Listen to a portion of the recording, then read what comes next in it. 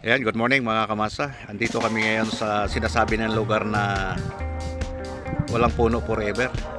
Ito yung isa sa mga pinoprospect ng tourist spot ng mga dayuhan dito sa lugar nitong Pumalig Island. Ayan, dito nagkakatuwaan. May mga umakit doon sa puno, nagpapapicture.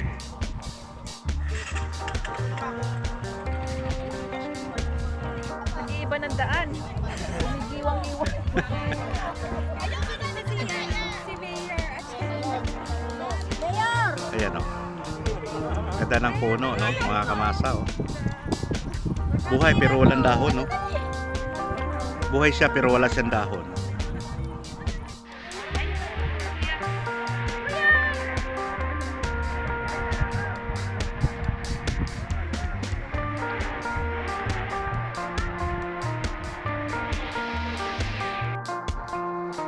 Okay, andito tayo ngayon mga kamasa sa Barangay Kasuguran, isla ng Humalig.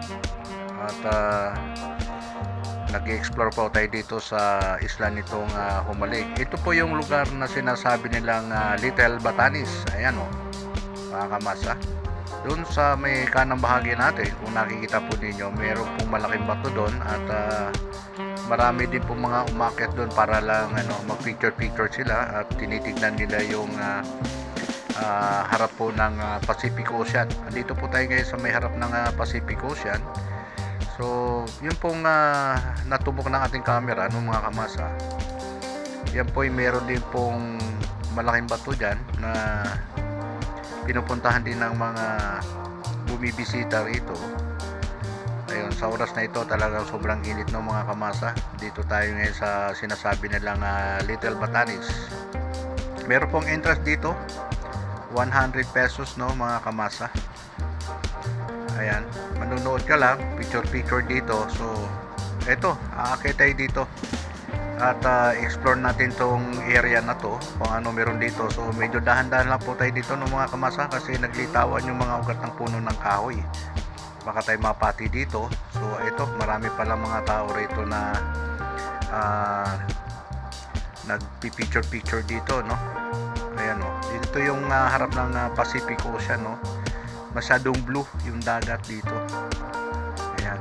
Pero wala pong naliligo dito, no, kasi medyo malalakas po yung alon at yung dagat dito parang biglang malalim doon sa parte na yon. Ayun o.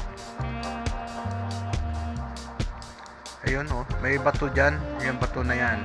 So maraming mga umakyat dyan. Ito, ganda ng buhangin dito, no mga kamasa. Ito, bumaba na tayo, no? Dito tayo banda sa may tabi ng baybayin. Ayan ang sitwasyon dito, Little Batanes. Ito yung isang kamag-anak natin, nagpa-picture dito, parang si Queen Elizabeth. Ayan. So dito naman tayo ngayon ng mga kamasa sa may sinasabi nilang Little Boracay, no? Little Boracay. Ito.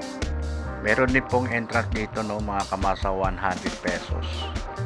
So tayo nag-explore dito sa isla ng Humalig, no. So sobrang init po sa oras na ito, 11:30, no, 11:30 AM tayo ngayon. So eto mga kamasa, meron silang mga souvenir dito, no. Yung mga keychain, then may mga t-shirt din dito. So ayan, yun yung mga t-shirt na yan, sa halagang 350, souvenir.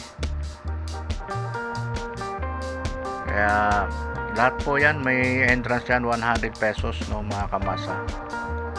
So papasel ka lang dyan, either maligo ka man o papasel lang, pero may bayad pa rin tayo ng 100 pesos dito.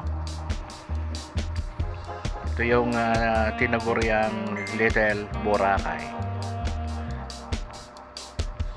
Hindi na tayo pumasok sa loob mismo mga kamasa. Dito lang tayo sa kubo na yan. At dito naman tayo ngayon mga kamasa sa Barangay Apad, no. So binisita natin yung isang kamag-anak natin dito. Kung inyo pong nakikita yung bangka na white and blue ang kulay, yan po yung mga naka-terminal dyan. Yan po ay kamag-anak po natin ang may-ari po niyan. 18 bangka po yan sa pangingisda, mga lobster, kung ano mga uri ng mga nakukuha nilang mga isda, mga pusit.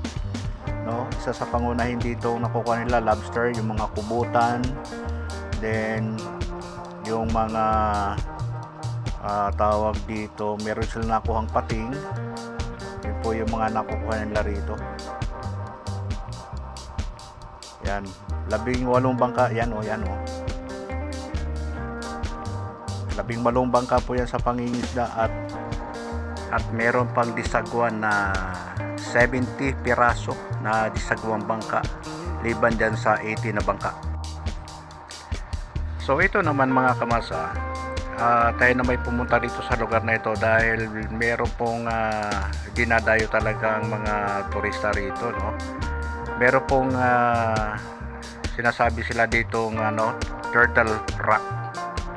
Kaya lang medyo natubigan na po, hindi na natin masyadong mapuntahan yung Turtle Rock.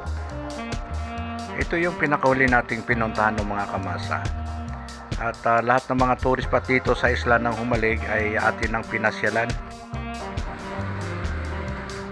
Ayun mga kamasa, yung Turtle Rock medyo nagkaroon na ng tubig, so hindi na natin mapuntahan kasi medyo lumalalim yung tubig, pataas na yung tubig sa oras na ito. Yun. Thank you mga kamasa sa patuloy na pagsusubaybay ng ating video.